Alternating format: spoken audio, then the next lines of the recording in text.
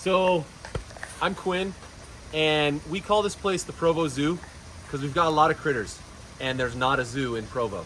So we're gonna show you all these animals, but I'm not an expert at all. So I'm sure loads of you are gonna know more about some of these animals and tell me what I'm doing wrong, and you're welcome to. Put them in the comments, tell me what I'm doing wrong. It'll help the algorithm, and I'm fine to learn. That's great. But let's start with the koi pond outside. We're gonna show you these fish, feed them, and then we're gonna go around to the tortoises, the pixie frog. We're gonna feed a mouse to a lizard. We're gonna feed a mouse to a frog. We're gonna show you some animals. I built this koi pond 6.5, 7 years ago, and a lot of these fish we've had that whole time. This is what we call a biofilter. So it's a bioactive filtration system, which means there's bacteria that process the waste to purify the water, rather than having layers and layers of mechanical filters that pull out the silt and the waste. It's like dumping a probiotic into the pond, and the bacteria does the work. So these are the fish. We've got about 30 of them. Ghost is our biggest boy right here, and he lets me hand feed him. We're gonna see if he'll eat some watermelon right now.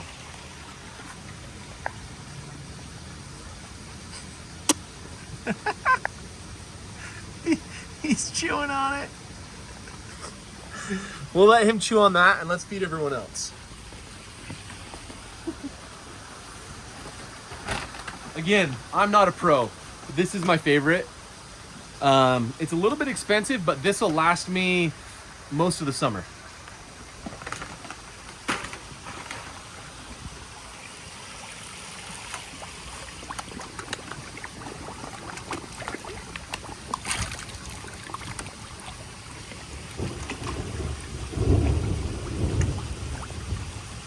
So a good rule of thumb about feeding, if you've got a koi pond or you're looking to get a koi pond, I was really worried about overfeeding them. You hear as a kid, fish will eat until it explodes because they don't know how to stop. Or maybe I'm the only kid that heard that. But good rule of thumb is you feed them as much as they'll eat before it gets sucked up into the filter. So if they don't eat it in 30 seconds, they're full.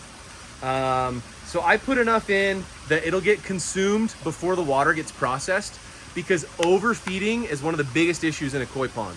That food, that protein, especially in the summertime, it gets into the filter and it starts to contaminate the water, and you'll get sick fish. So I usually do a couple handfuls. I'm at about 4,000 gallons for my pond, but that's a good rule of thumb. If they don't eat everything in 30 seconds, it's too much food. So now we're gonna go through the greenhouse to our desert tortoise, our pheasants, and our pigeons, and our chickens. Maybe while we're in here, this is our greenhouse. This is a neat carnivorous plant that we have. This is called a pitcher. And that pitcher is bigger than my hand. That's the size of this watermelon. And there's a few more up here. And they attract insects that fall down in there. And when they fall inside, they stick into little sappy material, and they get processed and consumed by the plant. Back here is the birds and the tortoise. So we're bringing some watermelon because everybody loves watermelon back here. Let's show you Gail the tortoise first. So this is Gail's cave. So she goes in there when she's preparing for winter, or if it's a really hot day, or if it's dumping rain. Oh yeah, she is in there. All right. It's a little rainy out, so she was hiding in here.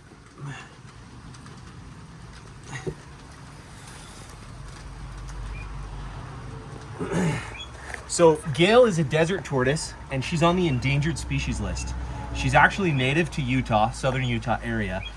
She's technically the class of protected species on that list.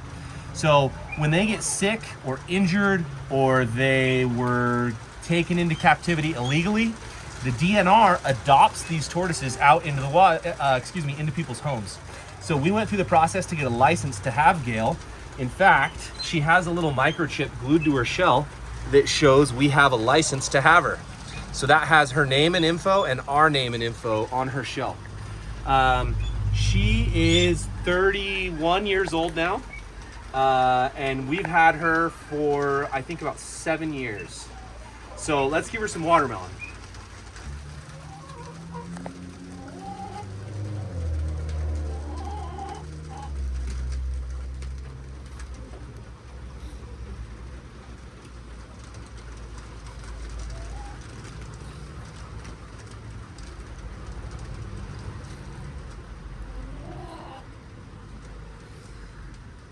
She's still waking up from her nap in the cave, but she's gonna consume this whole thing in a matter of a second. So we'll leave her to eat this, and we'll give some watermelon to the rest of our critters.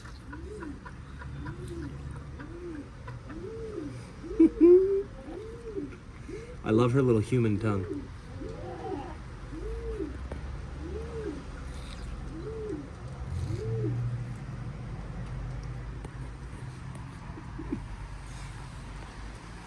Okay. The bunnies are hiding. Let's see. So, one of the first reasons we got chickens, it's because I learned there's so many types of chickens. Not just the standard chicken you see in cartoons, but there's silkies, there's Polish, there's frizzles, there's all sorts of mutations that are just fantastic. And as I started to learn about the breeds and get more, I learned there's also really cool breeds of pigeons and pheasants and all sorts of neat ones. And so we'll show you a couple of the ones we've got in here. Hi, Philip. So this is Rufio. Rufio is a golden pheasant, and he's gonna size me up right now. So he is from Asia, around China region in the wild. He can actually survive in the wild in Utah just fine. But he's kind of the alpha here in the house. He's got his full coat right now because he's preparing for the fall. He just finished a molt. And when he's trying to intimidate or attract a mate, he'll actually flex out his collar feathers. Let's see if he does it for us. Come here, bud. You talking to me?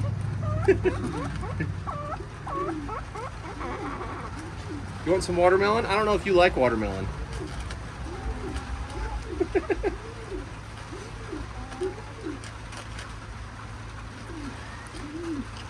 We'll leave that for you, bud.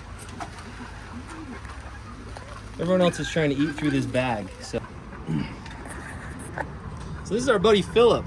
So Philip was actually living around an apartment complex, and the property managers were worried about him. He'd been out there eating the shrubs. And so they decided to capture him, and they contacted us, and we went and picked him up. But because rabbits are pretty social, we grabbed him a friend. So he has his friend Buster, is the white one down under there. Philip's a lot more social, and he'll come up and he'll socialize anytime I come by. Buster's always trying to hide. But we'll see if either of them want some watermelon.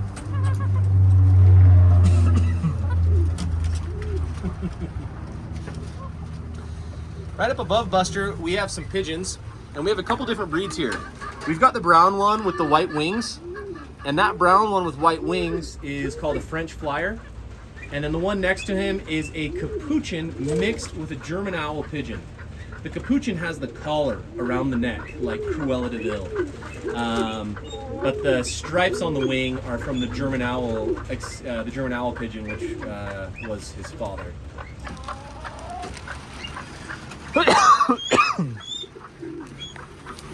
So these guys, all of them, the pigeons, the chickens, everybody lays eggs, and we get those eggs, we eat those eggs, we provide those eggs to some of our neighbors, and even some of the little tiny chickens, they lay tiny eggs. The pigeons, they lay tiny eggs, and we eat all of them. So we're gonna go inside now, and right in this stairwell, we actually installed some little windows so that you can check on the baby tortoise. Actually, he's right there through this one. It's a filthy window. We'll go inside, but this is Jack. Jack is an African sulcata, and he was another one that got found in the neighborhood. Our neighbors live out by the lake, and they said, hey, we found a turtle that is in a construction site. We're worried he's gonna get smushed. So I said, why don't you bring him? We could put him in the koi pond. We figured it was a red ear slider. And when she showed up, it was definitely not a red ear slider. It was an African sulcata tortoise. And we don't know how it got to where it is, but he was smaller than a ping pong ball when we got him. I think he was within a week old. So we've had him for a little while now.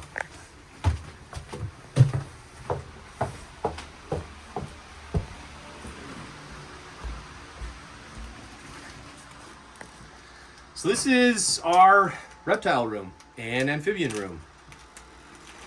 Let's give Jack some watermelon.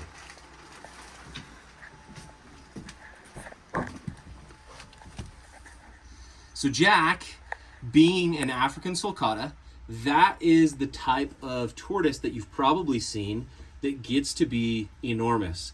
I mean, he'll become the size of a coffee table.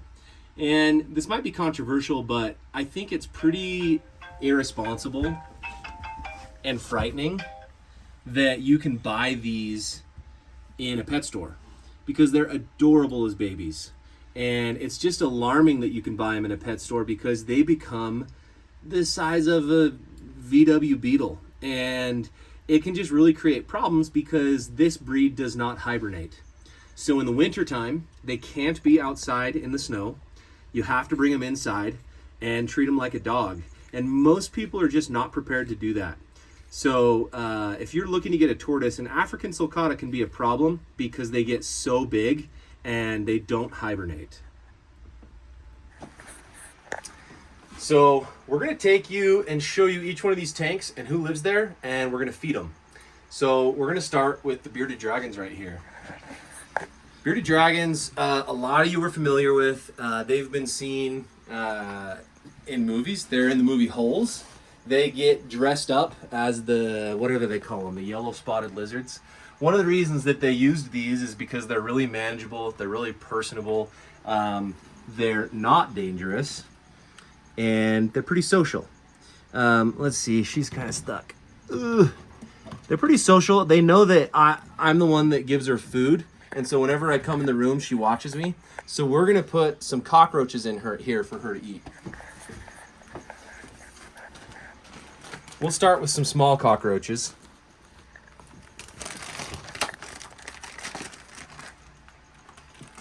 Now, you're probably familiar, but I'll just tell you, some animals, they fall into these, most animals fall into three categories. You're a carnivore, which means you eat meat, and that includes bugs like this. Or you're an herbivore, and you eat plants exclusively. Now, a bearded dragon is a hybrid, and they call that an omnivore. So she can eat plants, she can eat small mice, she can eat cockroaches, she can eat crickets, carrots, all sorts of things.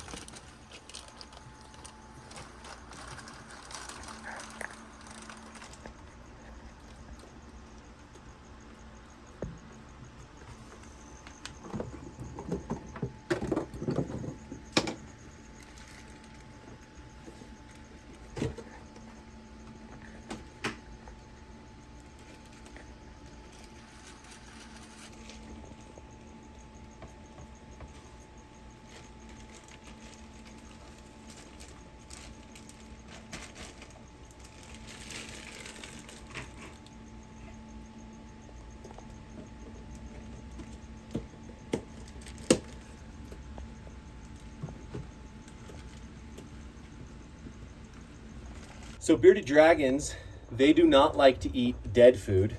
If it's a cricket, it needs to move.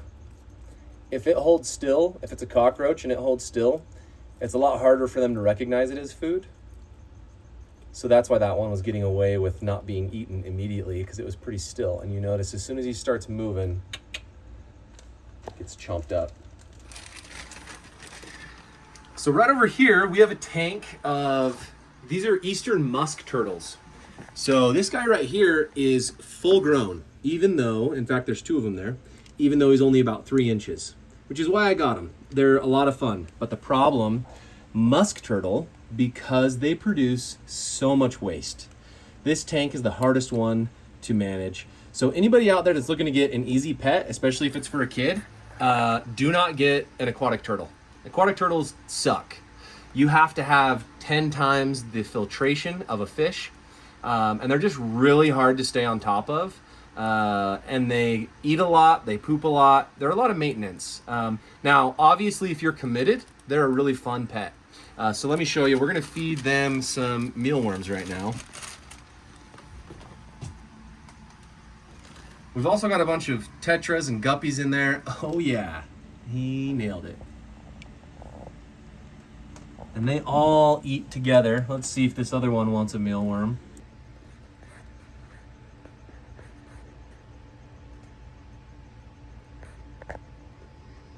So we feed these guys pellets. These guys will also eat plants. We feed these guys mealworms. We feed these guys crickets. They'll really eat anything, but it's fun, especially when we do the mealworms, because they'll bite them, they'll rip them in half, and as they rip them apart, the fish will eat up all the little bits that the turtles don't get. They all kind of just really cohabitate that place together.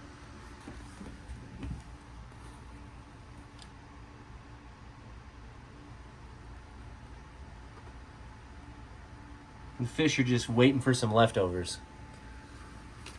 We want to show you one of the favorites, and that is Dante. Dante is an African pixie frog. It's a type of bullfrog native to Africa, and they are in the category of one of the largest frogs in the world. My understanding, they're not the largest, but they're in the top 2, I think. Let's pull him out and let you meet him. Come here, bro. Oh.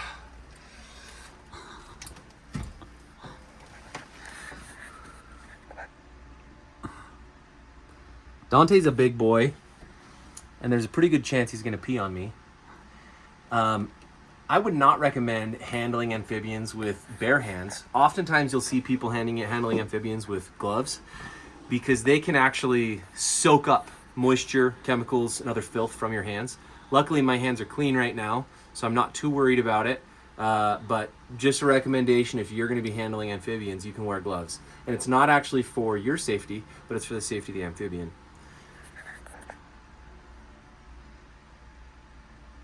So you see the size of these eyeballs. They are nearly the size of a human eye. They're enormous. They're bigger than a marble. And they actually use these eyeballs to swallow their food. These eyes are such a large mass in their head that they force those eyeballs down their throat to force the food into their stomach. We're going to feed him in just a minute, and you'll see how that works. All right, here we go. So today we are going to feed Dante a mouse. And this is a full-grown mouse. We also use live traps around the house, and we will use mice that we catch around the house to feed him. But for now, we're going to use this one from the pet store.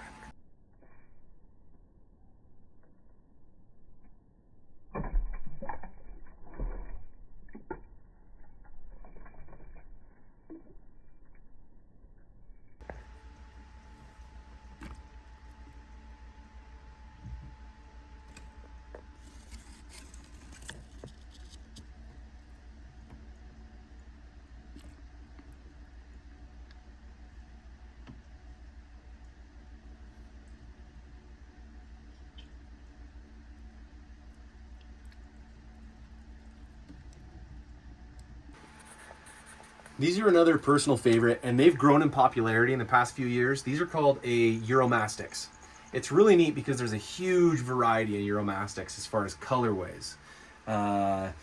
These are from the Egypt up to Saudi Arabia region, but there is a really neat one from Egypt that's got yellow and blue spots. The two that we have in here are a red Euromastics and a yellow Euromastix. And I'll pull them out. Just like much of the animal kingdom, the male is the one that has to be pretty to attract a mate. And so the male has a lot more coloring than the female. And we'll show you that example.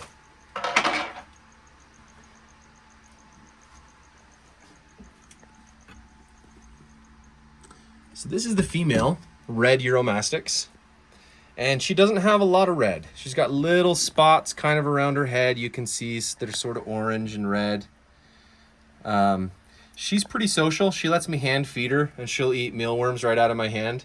They use the tail in the wild as a defense weapon.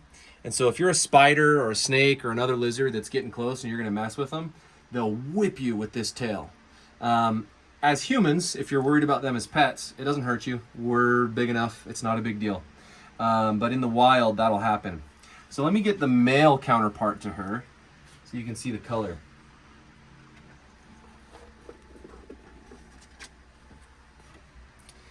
So this is the male, and he's got a lot more color in him. And this guy came from a pretty rough home. He lived alone in a house without any other Euromastics in his tank, and he was never handled. And they're pretty social animals. And so he really was an angry boy when we first got him. But let's feed them some worms. Not only are these guys omnivores, but they're one of the only reptiles that I know of. They eat plants, they'll eat fruit, they'll eat mealworms and crickets, but they also eat birdseed. So we've got a little tray of birdseed in there that they'll chomp at throughout the day. But we're gonna drop some mealworms in there and see these people chow down. That little one is a male yellow Euromastix, and you can see some of the yellow coloring around his neck. Oh, and sometimes they share.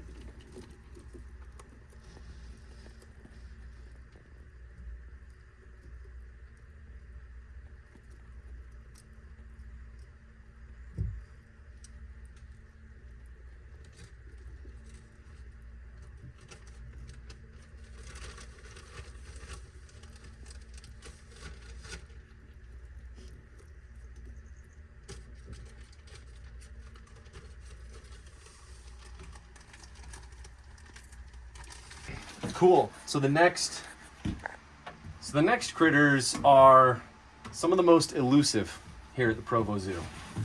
We're not going to see them, but I'm going to see if I can get them to come out. These are crocodile skinks. And if you're building an enclosure for an animal in your home, this is such a fun one because they love to hide. And I don't remember the name for it right now. You've got nocturnal. Those are the animals that are awake, active, eating during the night. You have diurnal, meaning they're awake and active and eating during the day. And then there's the other term I can't recall. And these guys fall into that category, which is just dawn and dusk. So they have 2 awake periods in each 24-hour cycle. But I say all that because right now they're hiding. And it's unfortunate because I built this tank with little caves and caverns and hideaways in the dirt and above ground so that they could hide. But because I've successfully done that, that means I never see them. So I'm gonna see if I can get a flashlight into some of these spots and get one of them to come out. Oh, he just came out. He's actually on top. Right there. He's right on top, right there. Black, right here. Oh. Let me grab him and I can show you in more detail. So this right here, he just came out. This is a white eye crocodile skink. We also have a red eye crocodile skink in there. But one of the reasons they're called a crocodile skink is because of these spines along their back and on their head. He's angry about being held right now. These guys actually also have the ability to vocalize. So when he's really upset, he'll squawk at you. He'll go, ah, ah, ah. But honestly, they look like toothless. You look at the head shape, it looks like this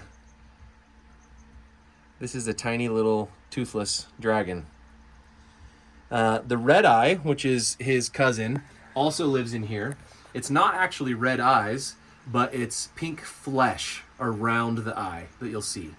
The white eye doesn't necessarily have the white flesh. I mean, it does a little bit, but it just doesn't have the pink. So there's 2 of these guys in that tank, and there's 1 pink eye or red eye crocodile skink. So we'll put him back in here, see where he goes off to hide in all these little caves. But we're gonna drop some food in there so that they've got some crickets to eat when they come out this evening. while we're over here, we just finished these guys and these guys. I'm gonna dump some crickets in there. Give these guys a little variety with their mealworms.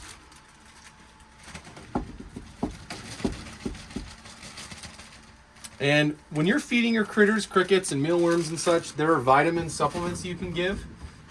You've got some that are for nocturnal animals because they need less vitamin D and sunlight. That's a slightly different vitamin set. And then you've got some for your critters that are out during the day. You can see it's got vitamin D. And you just dust this on the crickets, I don't know, once a week. Kind of just depends on your situation, but not every time, but occasionally.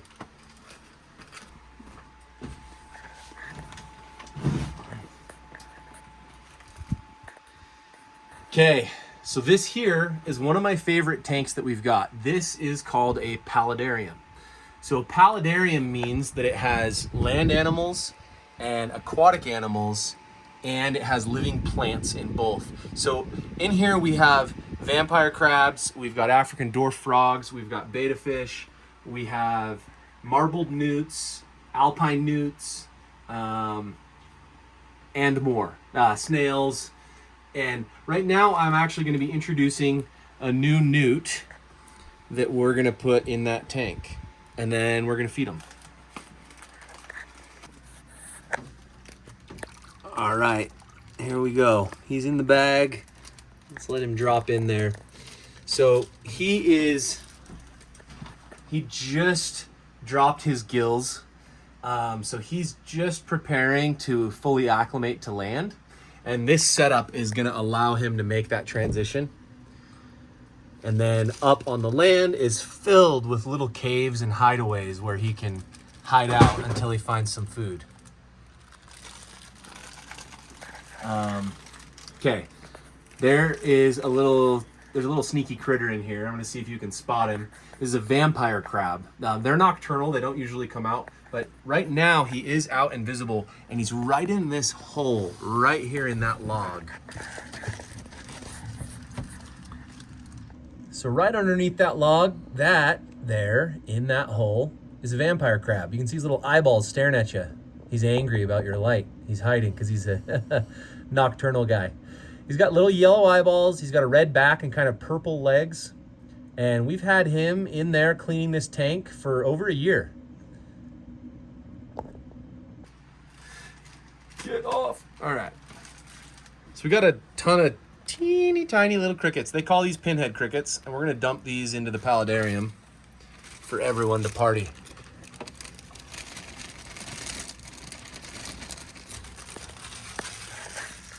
So this is one of my favorites. This is considered a marbled newt. You can see his neon green back, and then he has an orange stripe right down his spine.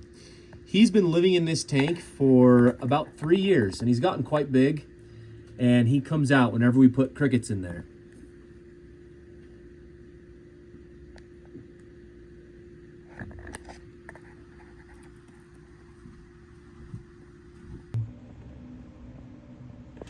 Dwarf frog just came out and ate one. Crab again. Oh, did he get one? Looks like it.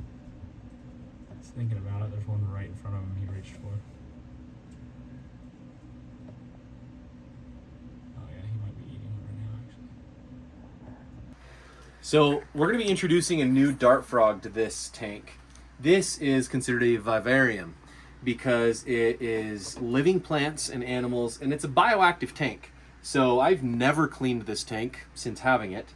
We've got some springtails and other stuff that process the waste, and the plants process the waste, and it's just its own little ecosystem. Now, I do not recommend mixing dart frog breeds. Oftentimes they come from different environments, and there can be aggression between them, but I do it. So we've got this new guy we're going to introduce to everybody. Why don't you go? Wow! There's one of his new friends, new roommates. And we're going to now feed them. These guys eat fruit flies. So this is a fruit fly culture. In the bottom here, you have a mass that they eat and they lay their eggs in, and then the larvae come up and these little worms, and then they hatch and become flies. And so this little ecosystem can last a couple months if you balance it right.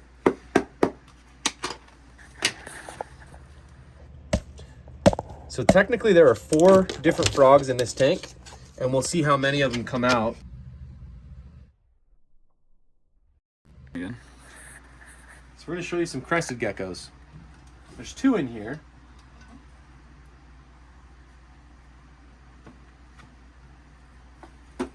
Oh, shoot.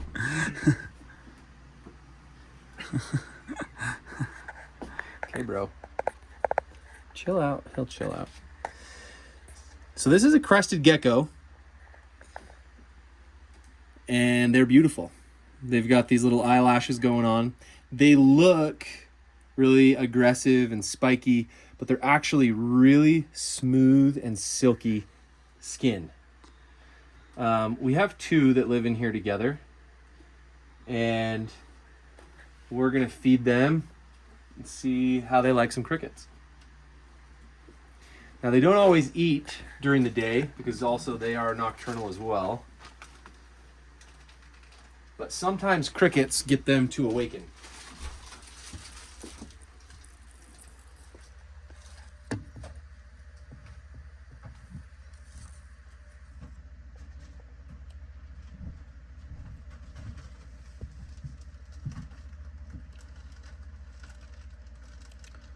That one ran back and grabbed one real quick.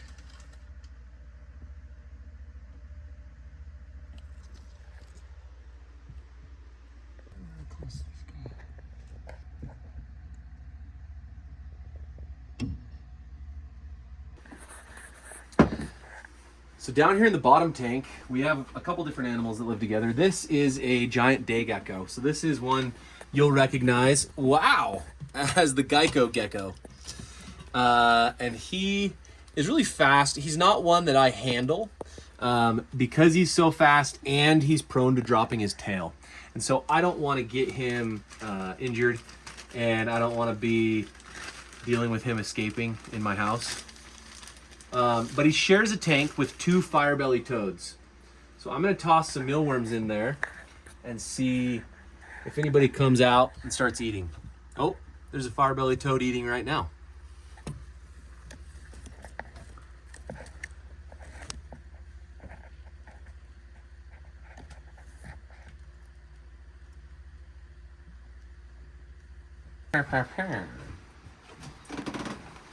So this is the last tank, and we've got a whole army of frogs together. This is a little greenhouse that I got at a yard sale. And I just fixed some of the broken glass on the bottom, and now it's its own little ecosystem. And I've also not cleaned this tank in probably 9 years. But let's dump some crickets in there so we can see some boys eat.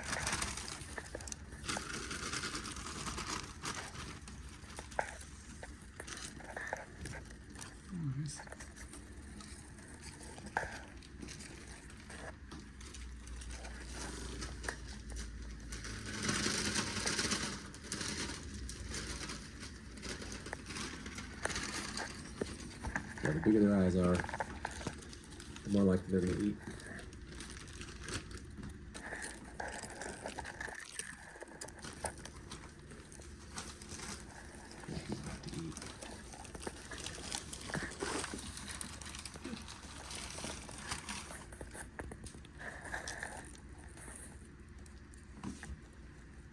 Let's see, we also have a tomato frog in here, and he's a big eater. So let's see if he, oh, he can't see those. Let me drop some that he can see.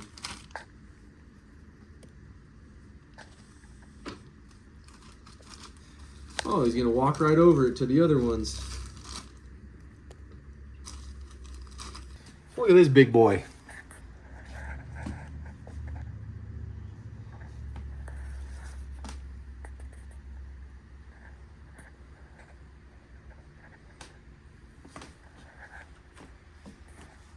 What's up, bro?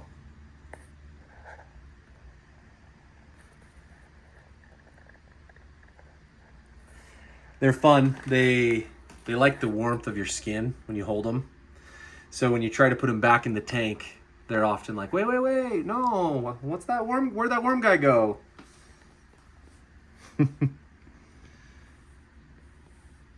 But they're big jumpers. You put on the light again.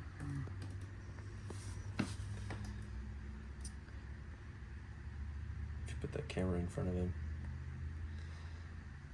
like your hand a little bit further, like right here, it'll jump on the camera. I mean, you're a little too close. Oh.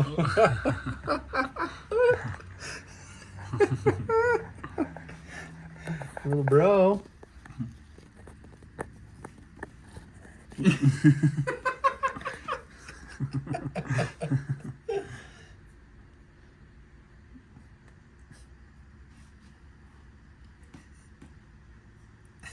Look at him, just look at the camera. Yeah, they're pretty active. Oh, this guy's cute. You gotta get 1 or 3. And there's like this guy, he's like, bro, I'm sleeping. Wake up, bud. Oh, this one's fat. He's little, but he's fat.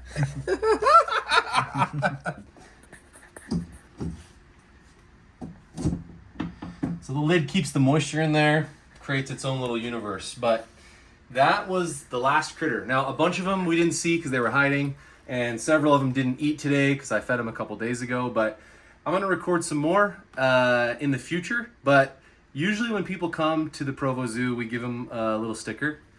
And so, thank you for coming to the Provo Zoo.